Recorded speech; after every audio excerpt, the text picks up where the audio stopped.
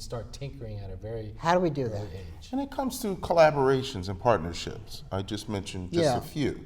Dr. Womack, in light of the work that he does, has a national scope, if you will, or a national lens on what's going on across this country. Because of our relationship, because of his relationship with others, my relationship with others, we're able to creatively look at how to create these collaborations and partnerships. And I think that's where it begins. There's a huge focus on STEM education in the Obama administration. Oh, I was going to ask you, how far up have we gotten with this in the process, the political process?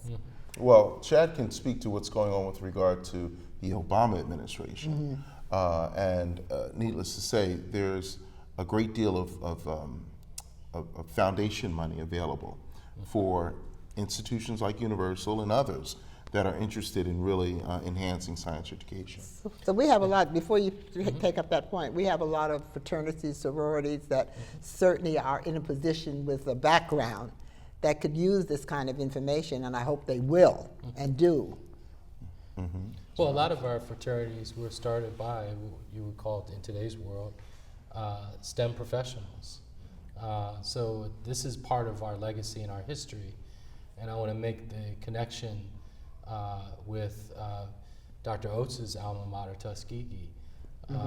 George Washington Carver was a famous scientist at Tuskegee way back when Booker T. Washington was president of Tuskegee, the turn of the 20th century. And they were working on new technologies back then. So this is not something that's disconnected from who we are as a people and our history. We're very much connected to it. The challenge is, how do we ensure that the investments early enough in the K-12 system manifest in economic outcomes after high school, through college, et cetera, so that we are the innovators, the job creators, and the ones who can join a highly skilled, highly educated tech workforce of the future. To pick up on the other point, we have, I think, an extraordinary opportunity in the last 2 years of President Obama's tenure as president to really leverage what he has already created in terms of a movement around STEM and innovation and tech entrepreneurship. Part of, to be honest and frank, my great frustration is that our leadership has not been as attuned to what the president has been talking about for the past 6 years. From day one, President Obama has been talking about STEM, innovation, tech entrepreneurship, and we're just now beginning to, hear it. We need to pick that up with quickness and really begin to leverage the federal investments at the local level. The good news is Mayor Nutter has done some good things and opened up some doors as well.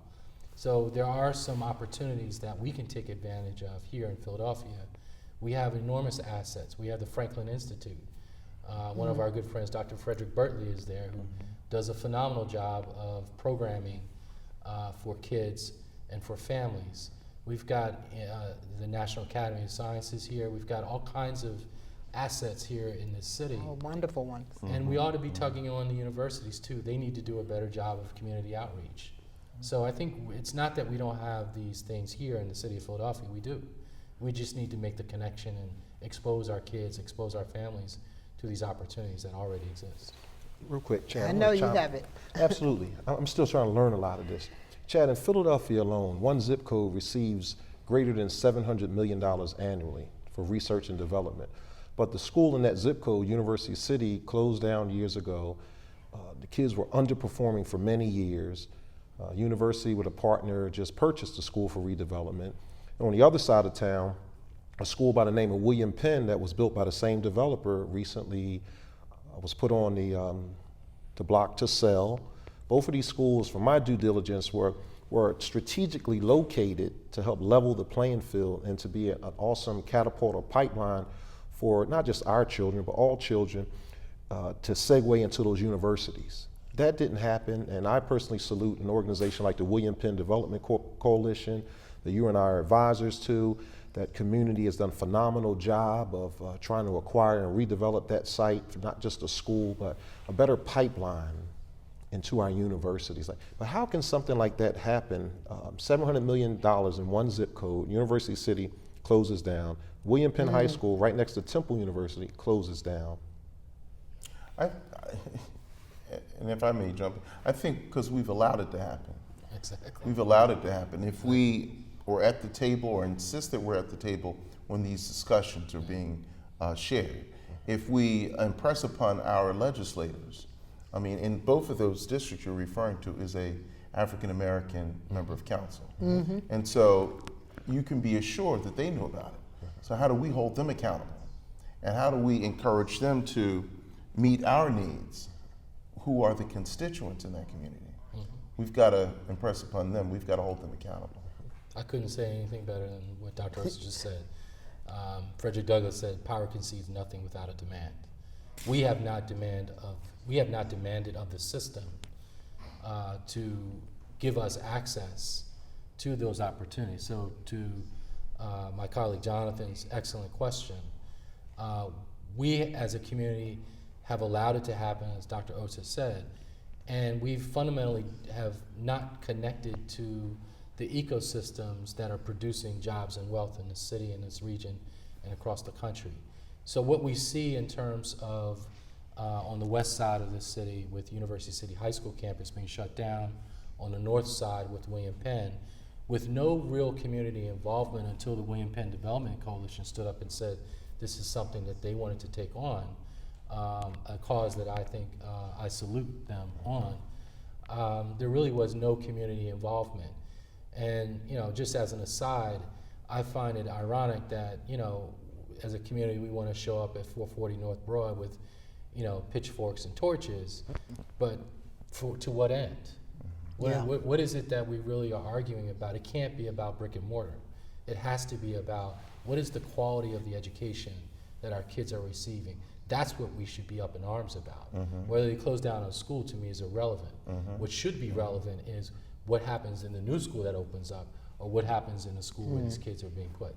That's, to me, the relevant question. I agree. Jonathan, you called for the symposium recently, last month, and that's how I got interested in all of this.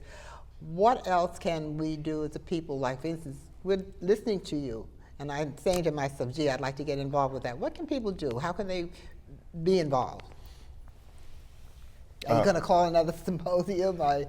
No, we're definitely not just talkers. I mean, months back, Chad and I were part of an initiative launched out of Austin, Texas called Saving America Black Boys Through Science, Technology, Engineering, and Math. Subsequently, we had a meeting at Comcast Corporation where I personally learned that it wasn't just about STEM. You add the A in STEM, we have STEAM. We can't miss out on art, but we're still missing out on something. Where's the R? So for me, it's not STEM, it's not STEAM, it's STREAM. The R is relevant when you look at that one zip code in Philadelphia that receives $700+ million annually of free money from our federal government. It's not benefiting our kids. Our kids aren't learning mobile phone application development at the scaled up level that we should. I was elated when I heard about a young Caucasian kid at 17 years of age that created a mobile phone app and got $30 million from Yahoo as well as a job. All right, because where can we continue this dialogue? How can, at United One of Negro the Conference? things that I'm doing at the UNCF, because I'm here, I am a Philadelphian, I'm deeply concerned about what's happening in Philly, is we're reaching out to folks like Dr. Oates and Jonathan, folks like the William Penn Development Coalition, and others who are similarly concerned about the future of our community to create a STEM forum which gives us some space, if you will, in which to have this dialogue and this discussion, and to share ideas, to share best practices and lessons learned. Where do you do that? Any particular meetings or anything we can get involved with? We had our first meeting at String Theory High School, which is a charter school, which opened up in the old GSK headquarters building. We're talking with Dr. Oates about maybe we can have an event at Auden Reed High School or one of their schools. So I mean, we will find the space to do it. The point though is that we're in lockstep together, concerned about the issue, willing to roll up our sleeves and get to work on it.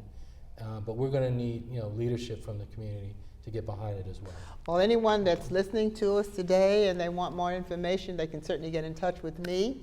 My phone number is appearing right here on the screen, so call me and I'll put you in touch with Jonathan. Lee, Dr. Chad Womack, and Dr. Oates. First name? Patrick Oates. I'm sorry. These gentlemen are available to all of you and to all of us, so let's talk about it. Thank you for listening.